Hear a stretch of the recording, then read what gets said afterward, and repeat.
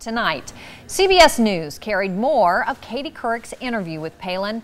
One exchange involved Supreme Court cases, including Roe versus Wade. You need to take a look at this.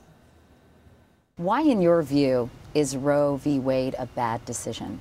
I think it should be a state's issue, not federal government mandating yes or no on such an important issue. I'm in that sense a federalist, where I believe that states should have more say in the laws of their lands in individual areas. Now, foundationally also, though, it's no secret that I'm pro-life, that I believe that a culture of life is very important for this country, and personally that's what I would like to see further embraced by America. Do you think there's an inherent right to privacy in the Constitution? I do. Yeah, That's I do. the cornerstone of Roe versus Wade. I do, and I believe that individual states can best handle what the people within the different constituencies in the 50 states would like to see their will ushered in an issue like that.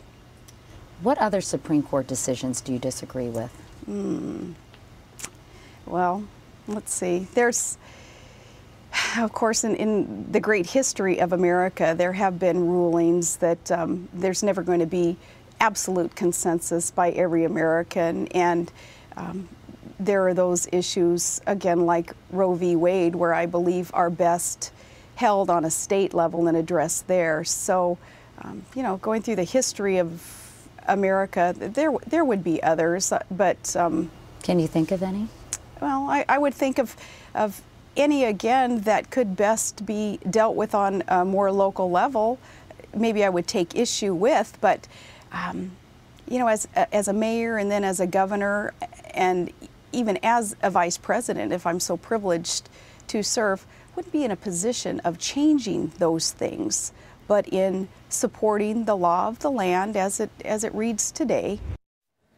Breaking it down for us tonight, we've got CNN senior political analyst Gloria Borger from Washington, Joe Klein, political columnist for Time Magazine, here with me in New York, and we should mention its latest issue is featuring the financial crisis. Also CNN contributor and Republican strategist Ed Rollins, former chairman of Mike Huckabee's presidential campaign. Welcome, everybody. Ed, let me start with you. In fairness, probably most people can't name a Supreme Court case, but most people are not campaigning to be vice president. Right. How bad is it? Well, this series of interviews has been terrible for him. I mean, obviously, there's one a night, and I think to a certain extent, you know, the problem is the country has only had 3 impressions of her. One when she was announced, the second was a great acceptance speech, and then these little interviews that have been big interviews that have come over the last couple of weeks.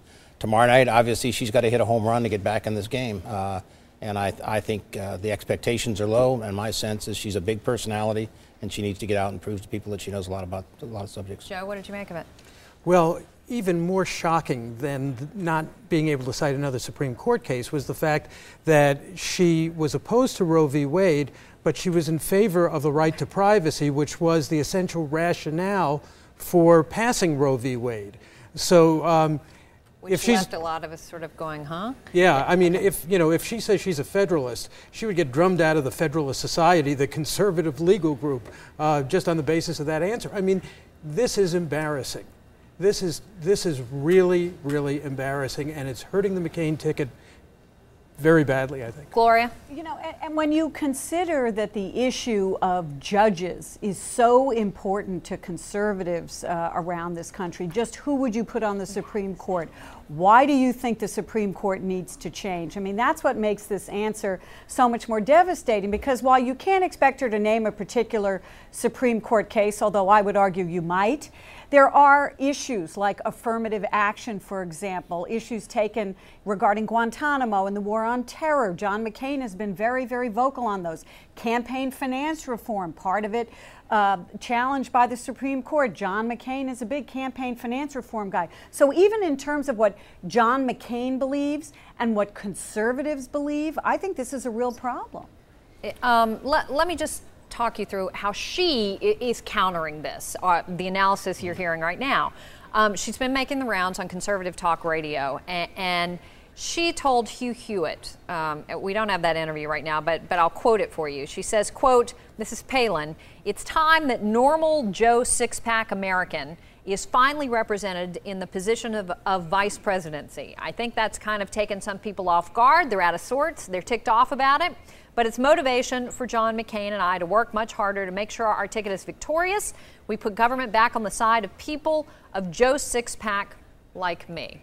You know, this okay, before you mock, I'm going to give you a historical reference. There are a lot of Joe Sixpacks out there who might resonate, who might feel like this resonates. Well, I'll answer that. There are a lot of Joe Sixpacks out there who are scared to death about the economy right now and, you know, are shaking in their boots that this woman might, you know, is going to be a heartbeat away from the president. But this reminds me of Senator Roman Ruska from Nebraska, who during the Nixon administration... Ed is laughing. Go ahead. It's only because we're the only two that are old enough to remember this. No, but you know, Nixon, I think it was Judge Carswell he appointed to the Supreme Court, right. Didn't make it. He was a dunce. And Roman Ruska said, it's time that we had some mediocrity on the Supreme Court. I mean, this is nonsense. Well, fortunately, the Senate has many that are representing mediocrity today. So they certainly do. But I don't think you want it in the White House. So, Gloria, what can Ed mentioned this earlier, that look, she did have a moment when she gave that acceptance speech. How does she regain that moment, if you will, if you're her strategist or you're her advisor, going into tomorrow night? Well, first of all, and I think this is very difficult, she's got to get her self-confidence back. She's got to figure out who she is again. And I think what they've got to do during this debate is keep her on the general themes. I mean, what she's essentially saying is, I'm an outsider, that's good for America, I'm a breath of fresh air. And she's got to sort of get to that over and over and over again.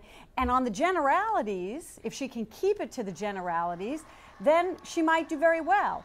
But if it gets really specific in that debate, and if Joe Biden behaves himself, then it's going to be a problem.